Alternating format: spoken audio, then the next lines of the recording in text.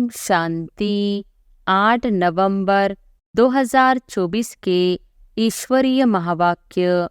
पहले एक नज़र मुरली के मुख्य पॉइंट पर। बाबा ने कहा, आत्मा को देखना है।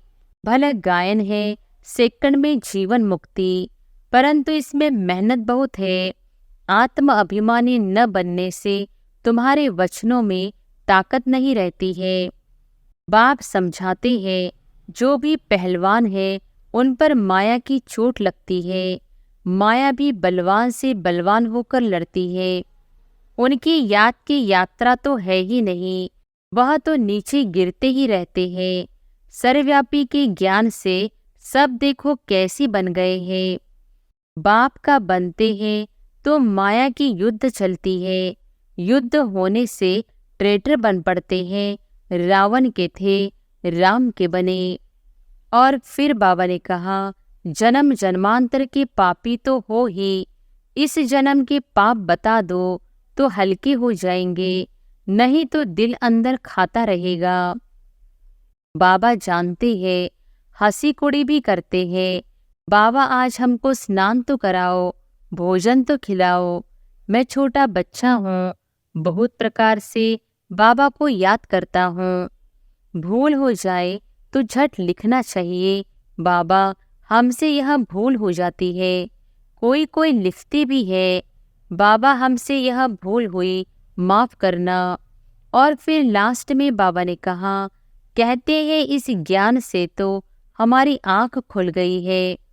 बाप तुमको ज्ञान के चक्षु देते हैं।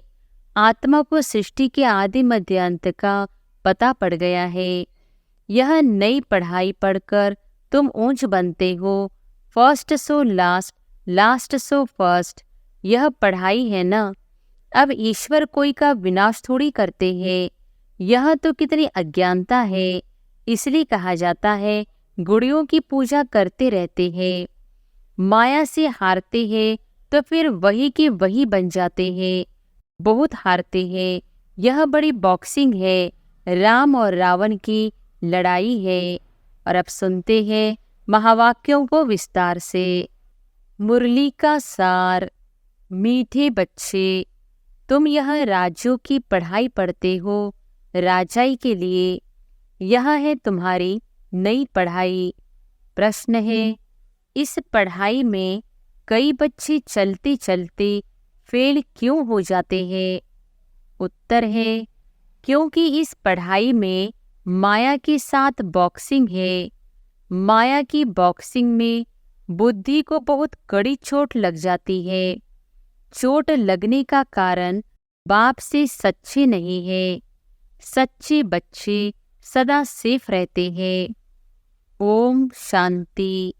यह तो सब बच्चों को निश्चय होगा कि हम आत्माओं को परमात्मा बाप पढ़ाते हैं। 5000 वर्ष बाद एक ही बार बेहद का बाप आकर बेहद के बच्चों को पढ़ाते हैं। कोई नया आदमी यह बातें सुने तो समझ न सके। रूहानी बाप, रूहानी बच्चे क्या होते हैं यह भी समझ नहीं सकेंगे। तुम बच्चे जानते हो, हम सभी ब्रदर्स हैं। वह हमारा बाप भी है, टीचर भी है, सुप्रीम गुरु भी है। तुम बच्चों को यह ज़रूर ऑटोमेटिकली याद रहेगा। यहाँ बैठे समझते होंगे, सभी आत्माओं का एक ही रूहानी बाप है। सभी आत्माएं उसको ही याद करती है। कोई भी धर्म का हो, सभी मनुष्य मात्र याद जरूर करते हैं। बाप ने समझाया है, आत्मा तो सब में है ना। अब बाप कहते हैं, देह के सब धर्म छोड़ अपने को आत्मा समझो। अभी तुम आत्मा यहाँ पाड़ बजा रही हो। कैसा पाड़ बजाती हो वह भी समझाया गया है। बच्चे भी नंबरवार पुरुषार्थ अनुसार ही समझते हैं। तुम राजयोगी हो ना। पढ़ने वाले सब योगी ही होते हैं। पढ़ाने वाले टीचर के साथ योग जरूर रखना पड़ता है। एम ऑब्जेक्ट का भी मालूम रहता है। इस पढ़ाई से हम फलाना बनेंगे। यह पढ़ाई तो एक ही है। इनको कहा जाता है राजाओं का राजा बनने की पढ़ाई। राजयोग है ना। राजाई प्राप्त करने के लिए बाप से योग और कोई मनुष्य यह राजयोग कभी सिखला न सके।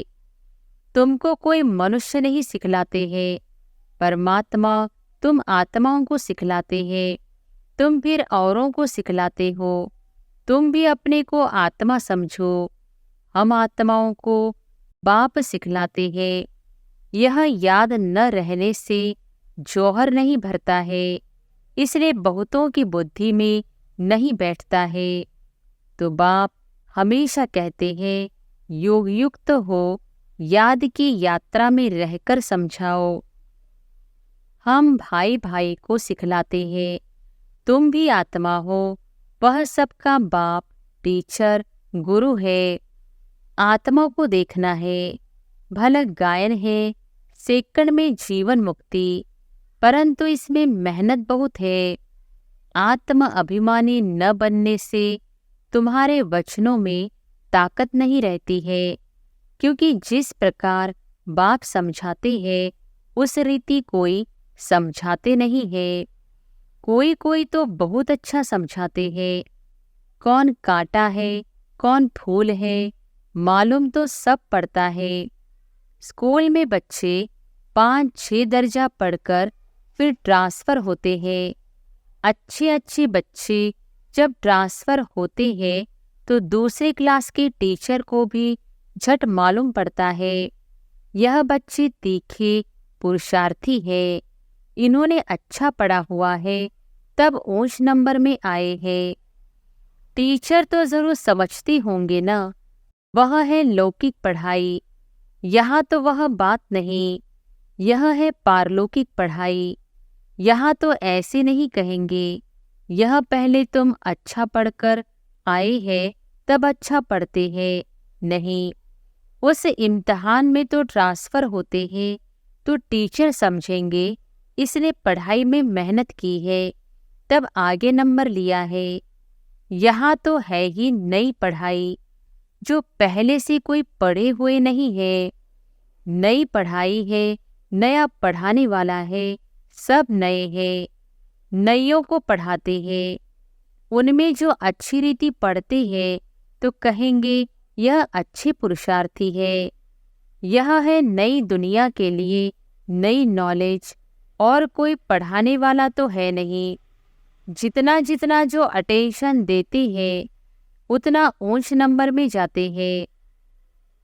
कोई तो बहुत मीठे आज्ञाकारी होते हैं, देखने से ही पता पड़ता है यह पढ़ाने वाला बहुत अच्छा है, इनमें कोई अवगुण नहीं है। चलन से बात करने से मालूम पड़ जाता है। बाबा पूछते भी सबसे है यह कैसा पढ़ाते हैं, इनमें कोई खामी तो नहीं है।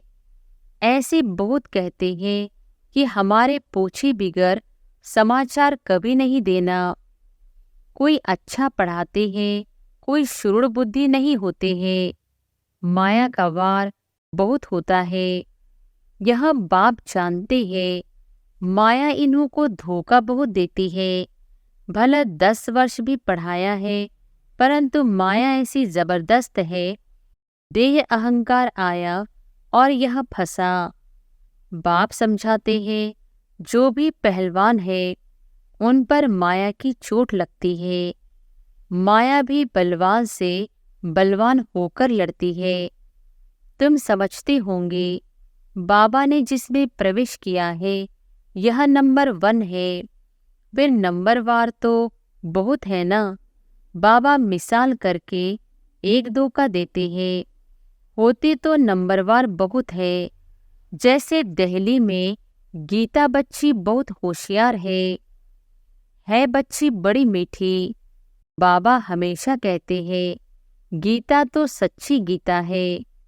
मनुष्य वह गीता पढ़ते हैं, परंतु यह नहीं समझते हैं कि भगवान ने कैसी राजयोग सिखलाकर राजाओं का राजा बनाया था। बरोबर सतयुग था तो एक ही धर्म था, कल की बात है। बाप कहते हैं, कल तुमको इतना साहूकार बनाकर गया, तुम पद्मा पदम भाग्यशाली थे, अब तुम क्या बन गए हो? तो फील करते हो ना? उन गीता सुनाने वालों से कोई को फीलिंग आती है क्या?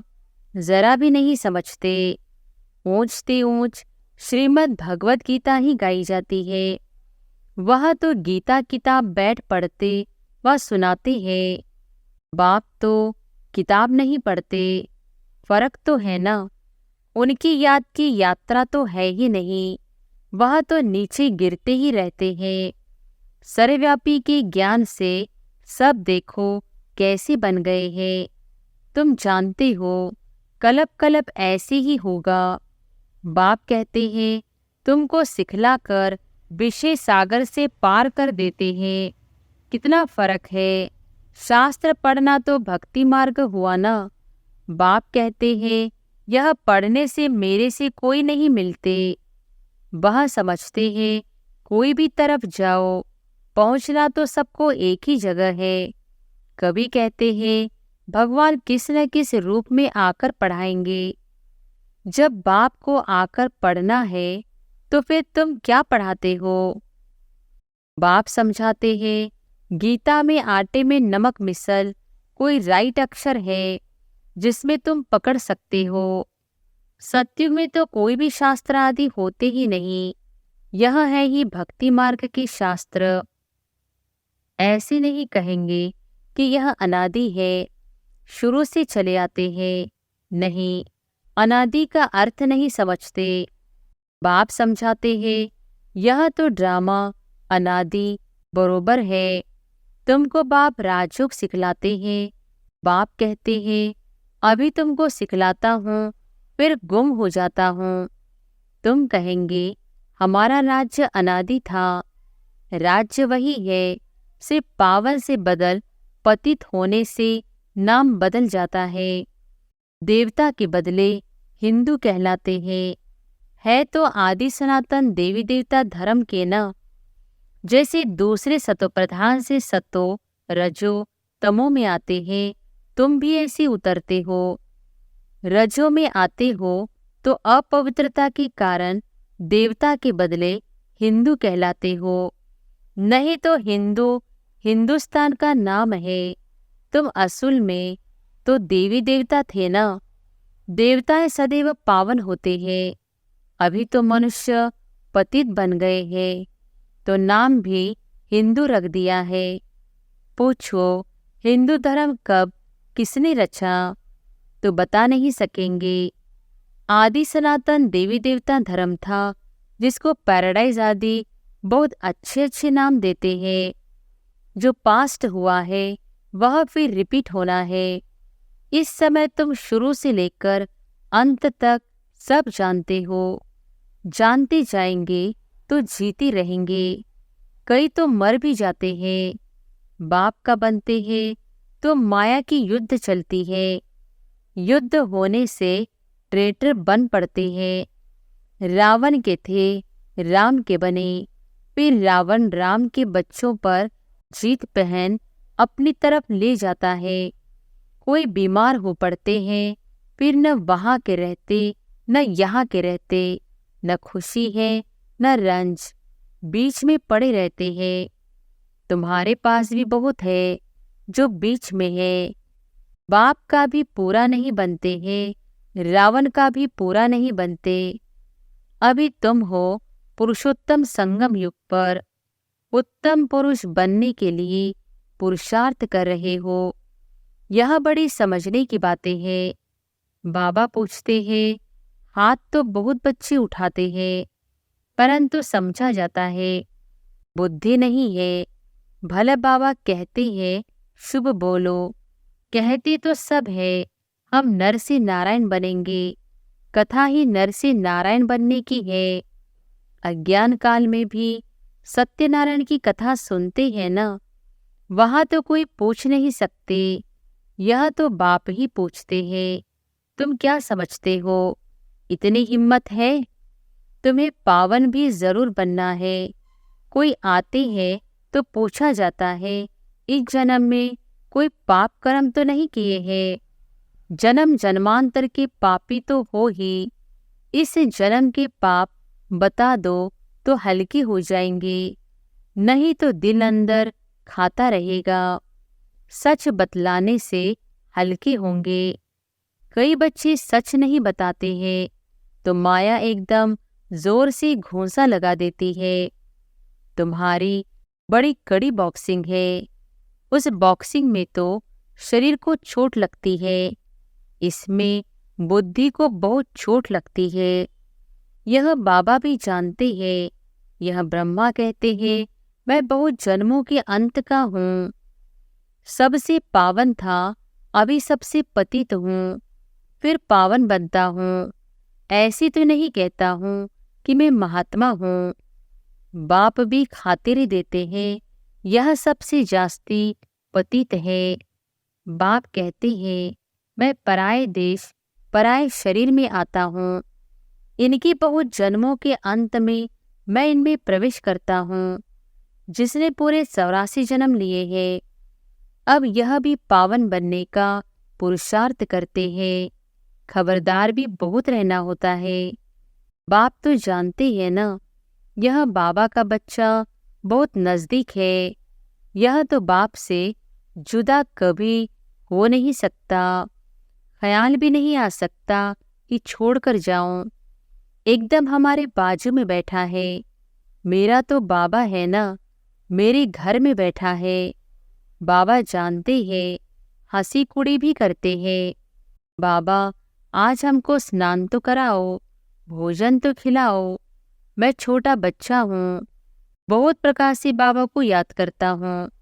तुम बच्चों को समझाता हूँ, ऐसी ऐसी याद करो। बाबा आप तो बहुत मीठे हो, एकदम हमको विश्व का मालिक बना देते हो। यह बात और किसकी बुद्धि में हो न सके। बाप सबको रिफ्रेश करते रहते हैं। सब पुरुषार्थ तो करते हैं, परंतु चलन भी ऐसी हो ना, भूल हो जाए तो झट लिखना चाहिए। बाबा हमसे यह भूल हो जाती है, कोई कोई लिखती भी है। बाबा हमसे यह भूल हुई, माफ करना। हमारा बच्चा बनकर फिर भूल करने से 100 गुना वृद्धि हो जाती है। माया से हारते हैं तो फिर वही की वही बन जाते हैं। बहुत हारते हैं। यह बड़ी बॉक्सिंग है, राम और रावण की लड़ाई है। दिखाते भी है बंदर सेना ली। यह सब बच्चों का खेल बना हुआ है। जैसे छोटे बच्चे बेसमझ होते हैं ना, बाप भी कहते हैं यह तो इन्हों की पाई पैसे की बुद्धि है। कहते हैं हर एक ईश्वर का रूप है, तो हर एक ईश्वर बन क्रिएट भी करते हैं, पालना करते हैं, फिर विनाश भी कर देते। अब ईश्वर कोई का विनाश थोड़े ही करते हैं। यह तो कितनी अज्ञानता है। इसलिए कहा जाता है गुड़ियों की पूजा करते रहते हैं। बंडर है, मनुष्यों की बुद्धि क्या हो जाती है, कितना खर्चा करते हैं। बाप उल्हाना देते हैं, हम तुमको इतना बड़ा बनाकर गया, तुमने क्या किया। तुम भी जानते हो, हम सो देवता थे, फिर चक्र लगाते हैं। अभी हम ब्राह्मण बने हैं, फिर हम सो देवता बनेंगे। यह तो बुद्धि में बैठा हुआ है ना। यहाँ बैठते हो तो बुद्धि में यह नॉलेज रहनी चाहिए। बाप भी नॉलेजफुल है ना, रहती भले शांतिधाम में है, फिर भी उनको नॉलेजफुल कहा जाता है। तुम्हारी भी आत्मा में सारी नॉलेज रहती है ना। कहते हैं इस ज्ञान से तो हमारी आंख खुल गई है। बाप तुमको ज्ञान की चक्षु देते हैं। आत्मा को सृष्टि के आदि मध्य अंत का पता पड़ गया है। चक्र फिरता रहता है। ब्राह्मणों को ही स्वदर्शन चक्र मिलता है। देवताओं को पढ़ाने वाला कोई होता नहीं, उनको शिक्षा की दरकार नहीं। पढ़ना तो तुमको है, जो फिर तुम देवता बनते हो। अब बाप बैठ यह नई नई बातें समझाते हैं। यह नई पढ़ाई पढ़कर तुम ऊंच बनते हो। First so last, last so first, यह पढ़ाई है ना। अभी तुम समझते हो बाबा हर कल पाकर पतित से पावन बनाते हैं, फिर यह नॉलेज खलास हो जाएगी। अच्छा, मीठे मीठे सिकिलधे बच्चों प्रति माता पिता बाप दादा का याद प्यार और गुड मॉर्निंग। रूहानी बाप की रूहानी बच्चों को नमस्ते। धारणा के लिए मुख्य सार। पहली पॉइंट, बहुत बहुत आज्ञाकारी मीठा होकर चलना है। देह अहंकार में नहीं आना है। बाप का बच्चा बनकर फिर कोई भी भूल नहीं करनी है। माया की बॉक्सिंग में बहुत बहुत खबरदार रहना है। दूसरी पॉइंट, अपने वचनों वाक्यों में ताकत भरने के लिए आत्म अभिमानी रहने का अभ्यास करना है। स्मृति रहे, बाप का सिखलाया हुआ हम सुना रहे हैं तो उसमें जौहर भरेगा। वरदान है, अविनाशी नशे में रहे, रूहानी मज़े और मौज का अनुभव करने वाले ब्राह्मण सो फरिश्ता भव। अविनाशी नशे में रहे, रूहानी मज़े और मौज का अनुभव करने वाले ब्राह्मण सो फरिश्ता भव।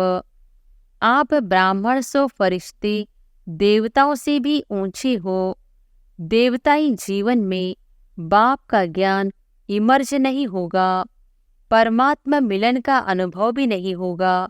इसलिए अभी सदा यह नशा रहे कि हम देवताओं से भी ऊंच ब्राह्मण सो फरिश्ता है। यह अविनाशी नशा ही रूहानी मज़े और मौज का अनुभव कराने वाला है। अगर नशा सदा नहीं रहेगा तो कभी मज़े में रहेंगे, कभी मूंझेंगे। स्लोगन है, अपनी सेवा को भी बाप के आगे अर्पित कर दो, तब कहेंगे समर्पित आत्मा। अपनी सेवा को भी बाप के आगे अर्पित कर दो, तब कहेंगे समर्पित आत्मा। अच्छा, ओम शांति।